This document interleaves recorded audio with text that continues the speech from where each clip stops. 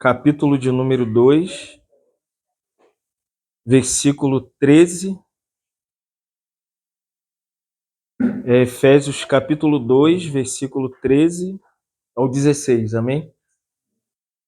Diz assim a palavra do Senhor. Mas agora, em Cristo Jesus, vós que antes estáveis longe, fostes aproximados pelo sangue de Cristo, porque Ele é a nossa paz, o qual de ambos fez um, e tendo derrubado a parede da separação que estava no meio, a inimizade, aboliu na sua própria carne a lei dos mandamentos na forma de ordenanças, para que dos dois criasse em si mesmo um novo homem, fazendo a paz. 16. E reconciliasse ambos em um só corpo com Deus, por intermédio da cruz, destruindo por ele a inimizade. Te adoramos nessa manhã. Obrigado porque o Senhor nos permitiu louvar o teu nome. E agora pedimos, Espírito Santo, que nos direcione mais a te adorar por meio da sua palavra. Abra o nosso coração. Oramos como o apóstolo Paulo, ilumina, Senhor, os olhos do nosso coração para que possamos entender a tua palavra. Possamos penetrar na tua palavra nessa manhã. Nós oramos em nome de Jesus. Amém. Esse capítulo em si, até esse versículo de número 13, nós temos os versículos anteriores, temos 12 versículos. Então, é interessante a gente compreender o contexto para a gente compreender o texto que a gente leu. Silas Malafaia, né? Nessa ele acertou. Texto sem contexto é pretexto para heresia. Então, a gente vai no contexto para entender o conteúdo do que Paulo quer dizer. Paulo começa falando em si que aconteceu uma tragédia no universo. No versículo 1 a 3, ele detalha que houve uma tragédia horrível no universo. E você nem precisa abrir o jornal de manhã para ver essa tragédia, ou ligar a TV. Eu acho que uma das redes que a gente chama de evangélica é a mais trágica, que é a Rede Record. Tem novela de crente, mas quando você liga naquele balanço geral, você sabe tudo. Eu sou lá do Rio de Janeiro, você quer saber o que está acontecendo lá onde eu moro? Mas a Bíblia mostra que houve uma catástrofe muito anterior a tudo isso. Deus criou todas as coisas e em 6 dias. E na segunda parte do 6º dia, Deus criou o homem à sua imagem e à sua semelhança. E Deus também criou um ambiente para esse homem, um lugar de morada. Ou numa linguagem mais jovial, Deus criou uma casa para eles. Que belo, né? Que Deus cria o homem, Deus cria uma casa. Deus cria um ambiente, Deus cria uma morada. Deus cria um jardim. E é interessante que o nome do jardim é muito belo. Ele chama o jardim de Éden. Alguém sabe o que é Éden no hebraico aqui? Significado de Éden? Lugar de prazeres. Você sabe o sentido disso, irmãos? Imagina, o casal, Deus e um jardim onde o bom tesouro do homem, o prazer do homem, a completude do homem, tudo que o homem esperava, não estava nem na mulher criada, nem nos animais que ele colocou o nome no jardim. O prazer de Adão e Eva era Deus, irmãos. A presença de Deus era que completava o coração daquele casal. Só que houve uma tragédia. De repente, não sei aonde Adão estava. É estranho, né? Que as coisas acontecem quando a gente está fora de casa, né, Varão? Aí quando a gente chega dentro de casa, o que aconteceu? E Adão não estava naquele momento. Ou ele estava distante, vendo tudo. A tragédia aconteceu quando a serpente, aquele animal mais sagaz que havia no jardim, ficou de pé na frente da mulher e começou a questionar a mulher. Você sabia que o que Deus, na verdade, falou não é o que Deus falou? E o que a mulher ali, criada por Deus, tirada da costela de Adão, que não foi criada dos pés e nem sobre Adão, ela foi criada para andar do lado dele. Então, necessariamente, era para ela falar para a serpente: eu vou consultar o meu esposo, porque eu sou auxiliadora idônea dele, eu ando do lado dele, eu caminho com ele. Não, ela ouviu a serpente. E a serpente colocou dúvida na palavra que Deus havia dito para ela e o marido. Não é assim que Deus diz. Porque se você comer dessa árvore aí, chamada árvore do conhecimento do bem e do mal, você vai ser como Deus. Irmãos, a verdadeira busca da humanidade é se tornar Deus. Essa antropia que existe no coração do homem, esse humanismo que dominou as pessoas, é porque eles querem ser deuses. Por isso que o homem não quer Deus, o homem não quer a presença de Deus, o homem não quer nada relacionado à igreja, o homem não quer ouvir céu, o homem não quer ouvir inferno, o homem não quer ouvir o reino de Deus, o homem não quer ouvir novo céu, a nova terra, o homem não quer ouvir sobre o paraíso que vai ser restaurado nessa terra. O homem quer viver uma vida aquém de Deus, porque quando ela ouviu a conversa da serpente, ela foi enganada e ela caiu em pecado. E de repente vem Adão, quando Adão vem, ela pega do fruto da árvore do conhecimento do bem e do mal e deu ao marido, e os dois comeram. E olhou um para o outro e falou: você está pelada. Aí ela olhou para o marido e falou: você também está pelado. Que vergonha! Vamos fazer uma tanguinha de figueira. Aí pegaram lá na figueira, cortaram uma folha, ó, você bota uma folha para tapar o sexo e bota outra para tapar o sexo, e taparam o sexo. E de repente ele veio no jardim. Incrível, né, irmãos? Que ele não desceu gritando: olha, Adão, você é um pecador miserável, arruinado. Não, irmão. Deus desceu numa manifestação gloriosa chamada, que o presbítero Vinícius pregou antes, chamado a graça de Deus. A pergunta de Deus para o casal foi: aonde vocês estão? O que vocês fizeram? Eu estou aqui. Porque era normal que na viração do dia, irmão, olha o termo, quem escreveu o livro de Gênesis foi Moisés. E o termo que Moisés usa é: ele passeava. Ah, irmão, você já passeou com seu filho? Como que passeia com o filho pequeno? É de mão dada, irmão. Eu acredito que numa teofania, numa manifestação em que Deus se mostra como ele é, né? Se revela. Deus andava com eles. Deus falava: e aí, como foi seu dia? Como você está? Eva te perturbou muito? Não, um problema. Senhor, era tão feliz com a cabra, com a girafa, com a ursa, mas você estava sozinho.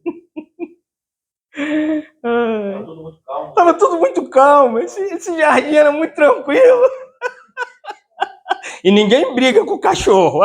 Cachorro não fala. Mas se a gente fala, né? Eu tenho uma. O cachorro de... cala a boca. Se falar, a gente não fala alto, né? Tem que ser com amor. E Deus deu 3 ações trágicas para a serpente, para Eva e para Adão. Para a serpente ele falou: você, não sei se vocês sabem, você sabia que a cobra andava em pé? Sabia disso? A cobra não rastejava. A cobra andava igual a gente, assim, ó. Tinha pata e uma mãozinha. Imagina? E Deus virou para a serpente e falou: você vai rastejar e vai comer o pó da terra. Olhou para Eva. Quem aqui já foi mãe? É gostoso quando o filho nasce? É bom, irmão? Vocês não têm noção. Alegria vem depois, mas é uma é uma é uma disciplina divina. Você, Eva, você vai ter dores de parto. O bebê vai sair, mas você vai gritar, Aí tem até o tal do parto humanizado, né? Que lindo. Eu fui ver, eu caí para trás, já tô até suando só de falar do parto humanizado. Falei, eu tenho que ver, que diz que não sente dor e a mulher tá dentro da banheira com água. Quando saiu, foi, morreu. Que o parto humanizado, irmãos. Até a restauração do novo céu e a nova terra, mulher vai sentir dor para ter filho. Quem não tem, se prepara, amém? Ó, quem não tem, se prepara. E o homem, ontem eu vi Isaac. Isaac é tão bonito de barba feita, né? Ontem Isaac chegou acabado, irmão. Eu falei, é a disciplina? Qual foi a disciplina para o homem? Você vai ter que suar, vai ter que trabalhar para sustentar sua família. E foi mais trágico, falou, e você vai voltar para o pó da terra. E você veio dele. Quem já foi e sepultou familiares aqui? Irmãos da igreja. A Bíblia é real, irmão. Isso acontece toda hora. Já viu cobra rastejando? A Bíblia fala disso. Já viu mulher com dores de parto? A Bíblia fala disso. Já viu? Aí ele, tadinho, correu pro banheiro. Eu falei, tadinho, tão jovem, já tá já com a síndrome da tragédia. Tomou banho e veio todo cheiroso. Agora eu posso abraçar você. E por fim, irmãos, se Jesus não vier, nós vamos descer à sepultura. Mas nós somos aqueles que acreditamos que Jesus vai voltar. Amém? Amém. Jesus vai voltar. Embora nós escutemos isso, né? Nossa vida, eu cresci ouvindo isso. Mas é uma promessa que nós, os vivos, se estivermos vivos, seremos arrebatados. E os mortos, 1 Tessalonicenses 4,17, os mortos nós encontraremos com eles sobre as nuvens. E teremos o corpo glorificado. A nossa esperança não termina na morte, irmãos. Se morrer, vamos ressuscitar. Se estivermos vivos na parousia, na vinda do Senhor, nós vamos ser arrebatados vivo. Amém, irmão? Temos uma promessa. E Paulo diz que, olha como Paulo diz, ele nos deu vida, versículo 1, estando nós mortos em nossos delitos e pecados, os quais, aqui é tudo que eu resumi, Gênesis 1, 2 e 3, está nesse versículo 1, 2 e 3, os quais andastes outrora, segundo o curso, quando Adão caiu, caiu no mundo. Quando Adão caiu, o príncipe da potestade do ar, que é o diabo, começou a dominar a vida dele e se tornou um filho da desobediência, um filho da ira, entre os quais também todos nós andávamos, segundo as inclinações da carne, do pensamento. E Paulo diz aqui, nos tornamos filhos da ira de Deus como toda a humanidade.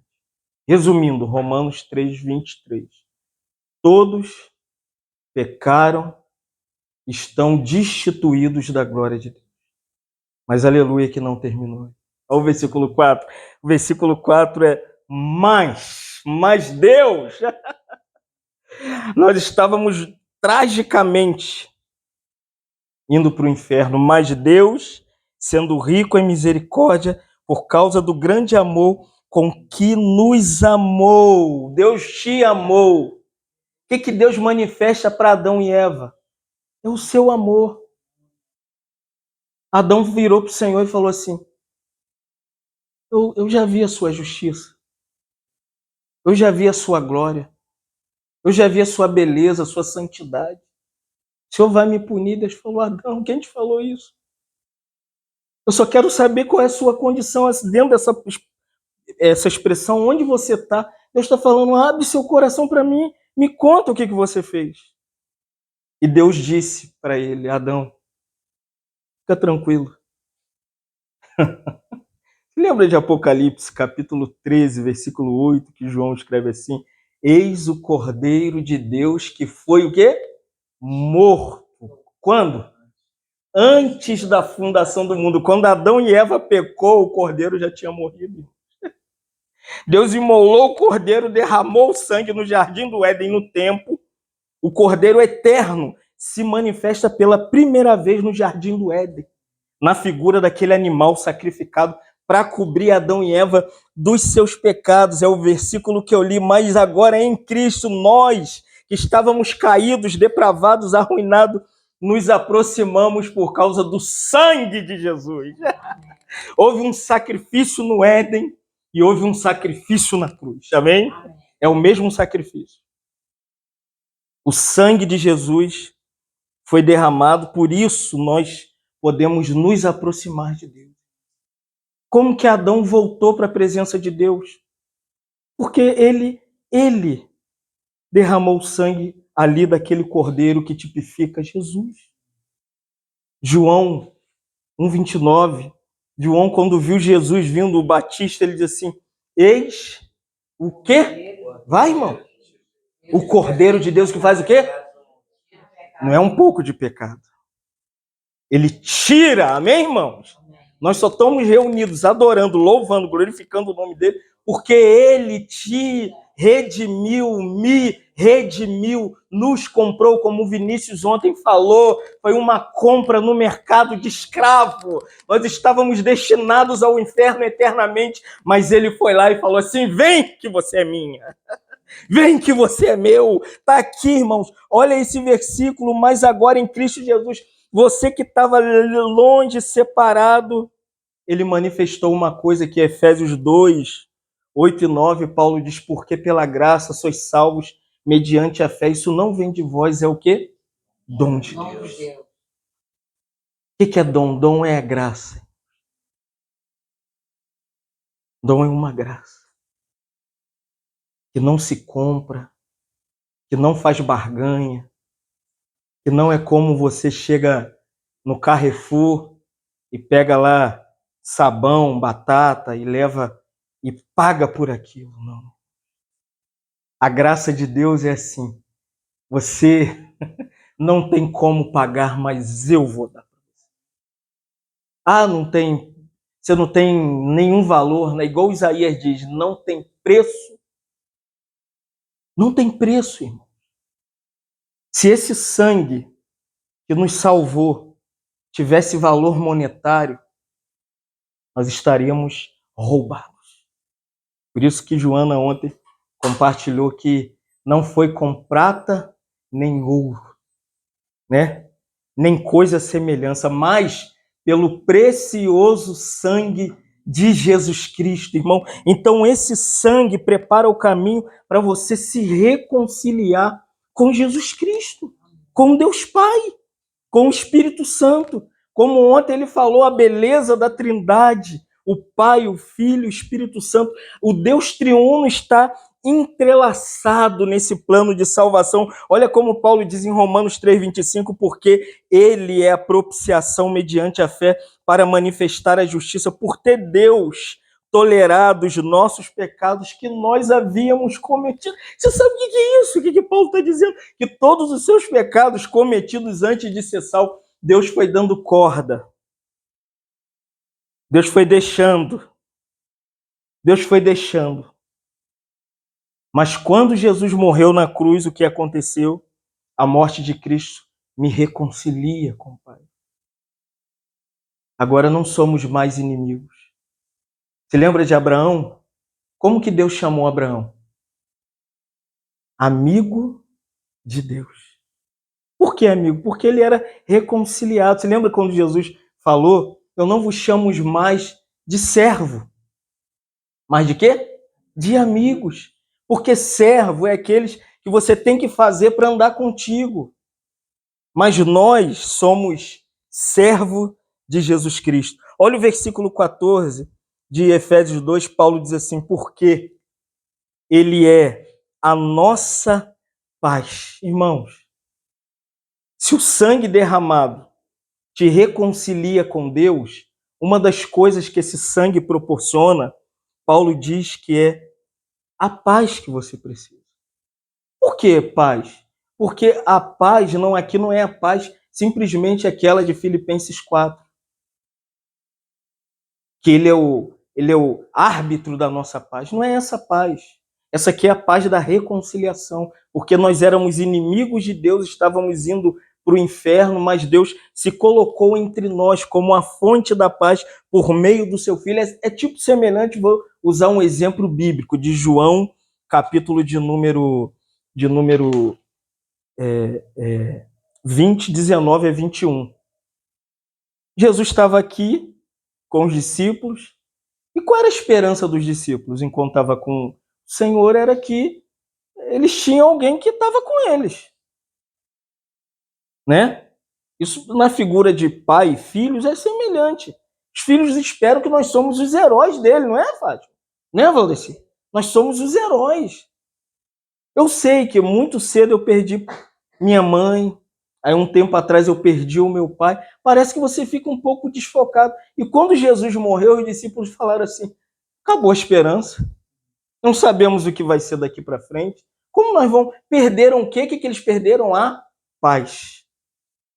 E olha só, João 20, 19, 21 diz assim: ao cair da tarde, no primeiro dia da semana, é domingo, depois que Jesus morreu, ele ressuscitou, ficou 40 dias na terra, só que não apareceu direto para todos os discípulos. Ele apareceu para Maria, falou: chama Pedro. Aí foi lá no barco de Pedro, entrou no barco de Pedro na grande peste. Aí aqui tinha um grupo de discípulos que falaram assim: se mataram o nosso Senhor, o que eles vão fazer com a gente? Vão nos matar. Eles falaram: gente, vamos arrumar uma casa, fecha a janela. Ficaram o quê? Essa é a síndrome mais atual hoje, crise do pânico. Já vai falar? Caíram em pânico, depressão, ansiedade, trancaram a janela, fecharam. Eram discípulos de quem? Essa onda de que crente não tem depressão, você está enganado. Que crente não tem ansiedade, você está enganado. Que crente não tem crise de pânico. Esses aqui de João, capítulo 20, 19 a 21, eram crentes, irmão.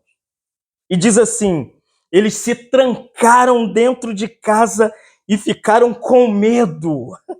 Aleluia! Mas quem estava ali olhando, observando o ressurreto? Olha só, Jesus. Veio Jesus, ficou no meio deles e falou: por que vocês ficam com esse medo? Vocês têm que aprender! É assim que a gente faz, né, com a nossa mulher, né? Mulher tá depressiva, ansiosa, angustiada. Vai passear, irmão, com ela. Para de ficar arrumando pretexto. Arruma um sítio, vai passear. Vai pro shopping. Não, mas acaba com a ansiedade e a depressão. Que elas gostam da brusinha, ainda mais que taxaram as brusinhas. Você levar... Ah, irmão. Quando vier as brusinhas, uma parte da depressão vai embora. Quase 70% da depressão vai embora.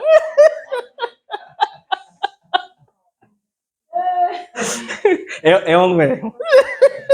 A gente sabe. Veio Jesus e disse: paz sejam com vocês. Olha só. E dizendo, disse: olha para minhas mãos. Sou eu. Olha aí os buracos dos cravos.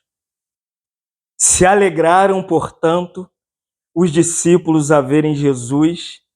E Jesus disse de novo: paz seja com vocês. Irmãos, está aqui Paulo dizendo, olha, lindamente, ele é a nossa paz. Amém. Que a humanidade mais precisa, o que a sociedade mais precisa, que os crentes mais precisam, os não crentes mais precisam é de paz, irmão. A busca do homem é porque eles são incompletos sem Deus. E crentes que ficam atrás de um monte de coisas que não é Jesus Cristo, fica sem paz. A nossa paz não está no carro que a gente tem, não está na casa que a gente tem, não está nos móveis bonitos que a gente tem. Tudo isso é a graça de Deus que forneceu isso para a gente. Mas saiba, irmão, que o que Deus tem para a gente é muito maior do que isso. O que Ele tem para a gente? Ele tem um novo céu. Ele tem uma nova terra. Ele chegou a dizer assim: não turbe o vosso coração, João 14, 1. Credes em Deus e em mim. Essa é a promessa para crente. Porque na casa do meu pai é o quê, irmão? O que te espera? Se o carro bater agora, a gente voltando para casa, irmão. Não fica lá chorando no meu enterro, não, irmão Fábio. Não, irmão, faz uma festa, porque eu adentrei as moradas eternas, irmão. Temos uma esperança, o Reinaldo já foi, a mãe da Joana já foi, a minha mãe já foi. Essa vida é muito pequenina, irmão. Então não coloque sua paz em coisas, em posses, em bens.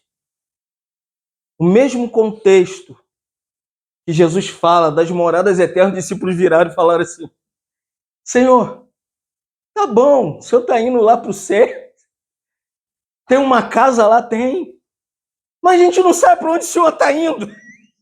É no mesmo contexto. Senhor, a gente precisa de, como que é, de certezas. Aí eles falaram assim: mostra-nos o caminho, mostra-nos para onde o senhor está indo. Imagina, irmãos. Ele falou: tem um lugar lá para você, está pronto. Eles falaram: não, a gente quer saber o seu, igual isso aqui, qual é seu CPF?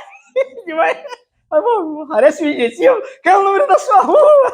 Qual é o lote, irmão? Para com isso, irmão. A gente não está querendo saber o CPF, o lote, o nome da rua. A gente sabe que Jesus virou para os discípulos, no mesmo contexto, no versículo 6 de João 14, ele diz assim: o quê? Eu sou o quê? O lugar para Deus é Ele. A verdade para Deus é Ele. Eu sou o caminho, a verdade, o quê? E a vida eterna. Ninguém vem ao Pai senão por mim. É o lugar da nossa paz.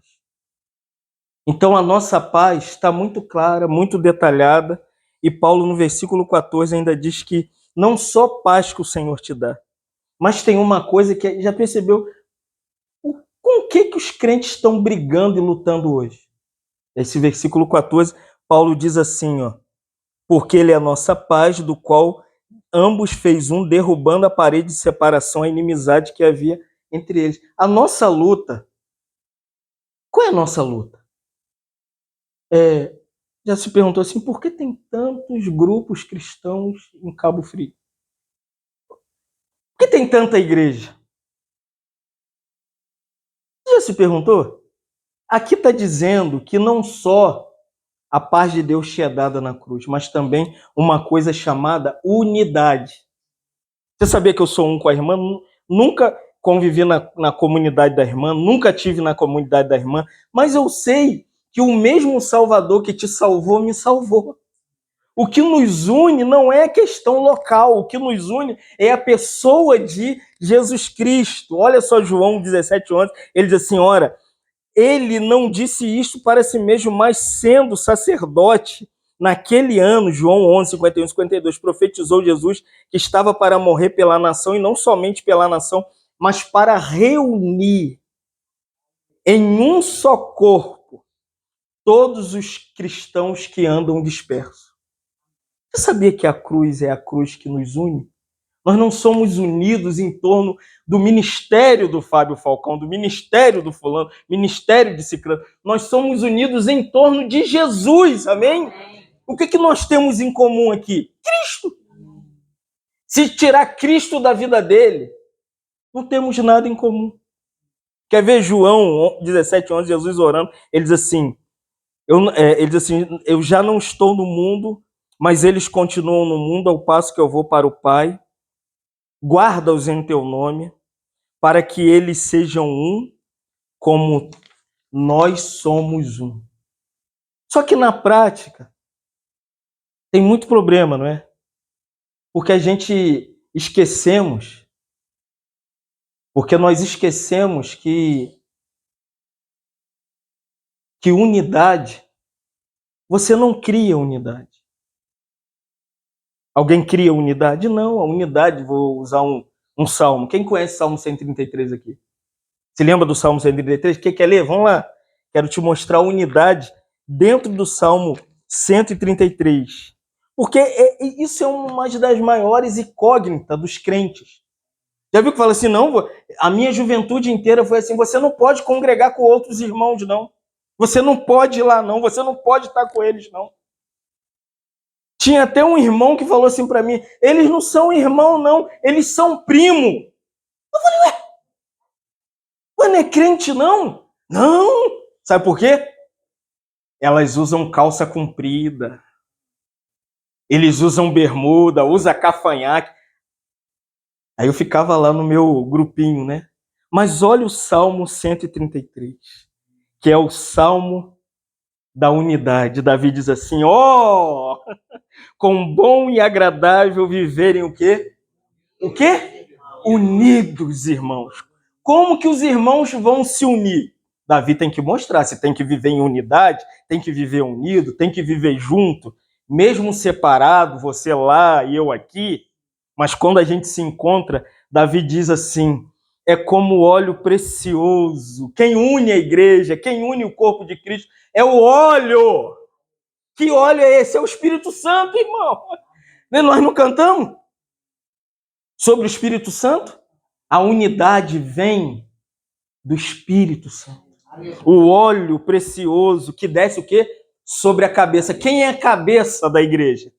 Cristo, amém? O Espírito derrama o espírito de unidade, o espírito de diversidade. E aqui Davi diz, mas tem a cabeça, mas não só na cabeça. Davi diz, o qual desce para a barba, olha, vai atingir o corpo todo.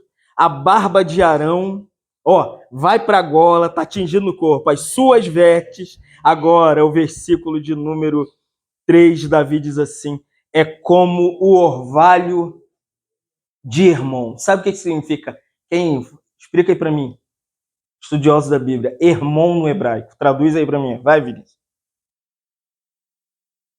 Hermon. Você sabe que a Bíblia não foi escrita em português, amém, irmão? Isso aqui foi escrito, o Antigo Testamento foi escrito em hebraico e o Novo no grego. Então, aqui não se lê orvalho de Hermon. Aqui no hebraico é orvalho da comunhão. Aleluia. É o lugar da comunhão. Olha só, o óleo, a cabeça, a gola, as barbas. O que produz o derramado do Espírito Santo? A comunhão, o lugar de comunhão, o orvalho da comunhão. Aí Davi diz assim, que desce sobre os montes de Sião. Traduz o hebraico de Sião agora. Sião era a grande metrópole para Jerusalém. Sião aqui, existe na teologia uma doutrina chamada tipologia. Então aqui tem um tipo. O que Sião é no Antigo Testamento? A igreja, amém, irmão? Percebe? A comunhão é para Sião. É por isso que eu te recebo e não pergunto de onde você é. Já viu que tem gente que fala, eu estava num lugar, irmão, aí eu sentei lá, o irmão falou, vem aí, irmão. Aí sentei lá, não levei minha credencial, que eu não uso muito. Aí sentei lá, eu e outro irmão, e era a ceia do Senhor. Eu falei, ai meu Deus, eu tô no Hermon, tô na comunhão. Eu tô em Sião, tô na igreja. Veio a bandeja, aí eu fui meter a mão, o irmão fez assim, não! Todo mundo me olhou. Abaixei a cabeça assim, irmão, você não é deste. Como, irmão? Aí eu falei assim, não, mas eu sou crente há 35 anos. Eu nasci... Não. Seu nome não está escrito aqui no hall da igreja. Aí o irmão que estava do meu lado foi entrando de baixo. Se escondeu. E tá aqui, irmãos, olha. Davi diz assim, ali na igreja, o Senhor ordena, aonde está a bênção, irmão, da unidade? Na igreja, a comunhão, diz, a bênção do Senhor está na igreja. Ele diz assim, ali ordena o Senhor a sua bênção e a vida para sempre. Você quer ser abençoado? Faz igual Paulo, quando Paulo escrevendo aos Coríntios, para terminar, ele diz assim, Coríntios 12, 14 a 20, Paulo entendeu que a igreja é uma diversidade, ela é enorme, irmão. Nós só somos aqui parte de um grande movimento espiritual que aconteceu na cruz de Jesus Cristo. Por isso, se nós estivermos ceando, você participa com a gente. Nós não vamos pedir carteirinha, nós não vamos pedir de onde você veio, isso e aquilo. Não, irmão. Nós acreditamos que a igreja é uma diversidade para uma unidade que só o Espírito Santo produziu na cruz. Amém? Que nós não podemos produzir unidade, criar unidade. A unidade já existe. Amém. Olha só, Paulo vai dizer assim, porque na figura do corpo, também o corpo não é só um membro, mas muitos. Tá a beleza do corpo de Cristo. É uma multiplicidade de cristãos que hoje, nesse domingo, não sei quantos milhões de crentes tem na massa, vocês sabem? Depois procurem, irmãos. A beleza da igreja é essa expressão gigantesca que Paulo chama, ou ele vai dizer assim, de pé, se disser o pé. Aleluia! Tem irmãos na igreja que é os pés da igreja. Você já esteve num lugar assim que ele leva a igreja para a esquerda, para a direita, ele move, ele é o pé da igreja. E Paulo diz assim, porque não sou mão... Oh, então também tem o irmão mão. Aí Paulo vai mais longe, ó, eu não sou do corpo, nem por isso deixa de ser do corpo, porque na igreja também ele diz assim, tem o ouvido. Aí ele diz assim, ele vai dizer, porque eu não sou olho, tenho olho. Não sou do corpo, nem por isso deixa de o ser, se todo corpo... Ai. Ontem eu aprendi com um irmão que há 15 anos atrás eu estava no monte com ele, esse aqui. Garotinho, igual esse aqui. Não sei qual a idade. Oi? Ah, é, menino. Ele tinha 17. A gente ficava no monte ali. Meu Deus, esse menino acho que não está entendendo nada. Aí, mas quando você vê Paulo falando, Paulo diz assim, se todo corpo fosse olho, onde estaria o ouvido? Se todo ouvido fosse olfato, nariz, sente o cheiro, ele diz assim, aonde estaria o pé, a mão, o ouvido, o olho? Mas ele diz assim, olha, mas Deus dispôs os membros colocando. Olha, eu tentei tocar teclado com 10 anos. Aí eu chegava, aí o irmão falou assim, irmão, não vem mais, vem mais não. Eu falei, poxa, irmão, meu sonho. Aí eu falei, não, eu vou voltar, eu sou cristão. Aí quando eu chegava, ele, fala que não tô aí não. Aí eu falei, vou tocar violão. Aí o irmão falou, não, deixa o irmão Fábio. Aí o irmão falou assim, Fábio, você é o jovem da Bíblia. Você só nasceu para esse livro. Irmão, quando eu abri esse livro, eu entrava no livro, eu entendia o livro. É isso aqui que Paulo está dizendo. Nem todo mundo é chamado para ser pé, para evangelizar, ou para ser mão, para ser diácono, ou para ser ouvido, para ouvir e pregar a palavra, ou para ser olho, para ter visão espiritual, ou para ser olfato, nariz entre os irmãos. O nariz traz discernimento. Eu tenho um filho autista. Ele compreende o mundo pelo olfato. Meu filho cheira tudo, cheira a Bíblia, cheira o celular, cheira a comida, cheira o papel. E se ele gostar, ele vai comer. Come o giz, come o papel, come a comida. Se não gosta, não come, irmão. Aí Paulo diz assim, como lhe aprouve, se todos, porém, fosse um só membro, onde estaria o corpo? O certo, terminando, é que há muitos membros. Amém. Mas ele nos fez um. Amém, irmão? Amém. Somos uma diversidade, percebeu? Por causa da cruz. A cruz te salva, a cruz te reconcilia, a cruz te dá paz e a cruz uniu você a mim. Uniu você a mim. Nós somos unidos em torno da cruz de Jesus Cristo. Amém? Amém. Então que o Senhor nos dê graça. Estamos aqui também. Qual é o nome da... Franciele está aniversariando hoje. Não, mas pra gente é hoje. Pra gente é hoje. Você aceita, hein?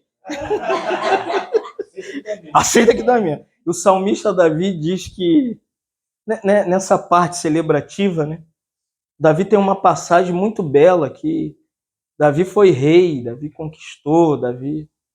Chegou um momento, Franciele, que da nossa vida, que a gente tem experimentado isso, Deus nos dá carro, nos dá marido, nos dá filho, nos dá dom, nos dá emprego, mas chega uma parte da nossa vida que a gente tem que falar igual Davi: Senhor, o que eu vou te dar? O que você tem para dar? O que vocês têm para dar como família? Para a mãe de vocês? Para a sogra? Como? O que nós vamos dar? E Davi falou: não temos muito para dar. Mas ele disse, né? Eu vou tomar o cálice. O que é o cálice? Eu vou tomar a tua salvação.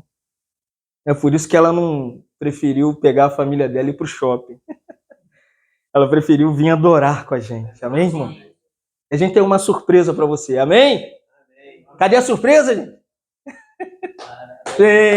Você, nessa data querida, muitas felicidades, muitos anos de vida. Parabéns pra você, nessa data querida, muita felicidade, muitos anos de vida.